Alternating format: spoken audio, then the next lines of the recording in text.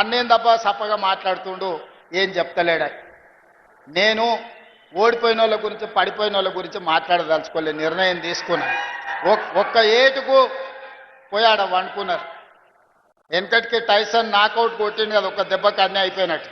అన్నీ అయిపోయినాయి, ఇప్పుడు మనం పని చేయాలి. అందుకే వాళ్ళ గురించి వీళ్ళ గురించి ఏదేదో మాట్లాడాలని నేను అనుకుంటలేను. నాకు ఇచ్చిన బాధ్యతతోని మీకందరికీ పని చెయ్యాలి, సేవ చెయ్యాలి అనుకుంటున్నా. మేము పాలకులం కాదు, మేము సేవకులము. తప్పకుండా మీకు సేవ చేస్తాం, మిమ్మల్ని అభివృద్ధి చేస్తాం, మీ మనసు గెలుస్తాం. రాబోయే ఎన్నికల్లో మళ్ళీ గెలుస్తాం. 2034 వరకు మన ప్రభుత్వాన్ని కొనసాగిస్తాం.